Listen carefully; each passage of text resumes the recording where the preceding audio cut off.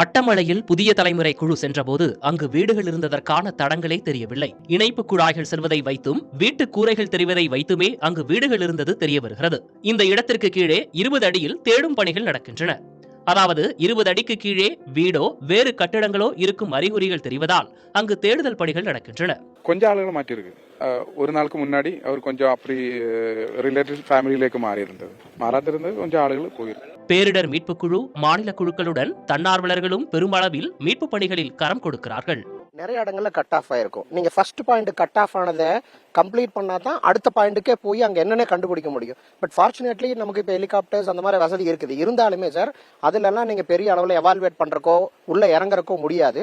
So land வழியா போறதா தரை வழியா போறதா பெரிய விஷயம். இப்போ இன்னைக்கே பாத்தீங்கன்னா அந்த பாலம் கட்டினதுக்கு அப்புறம் தான் இன்னைக்கு நாங்க கூட இந்த பக்கம் வர முடிஞ்சது.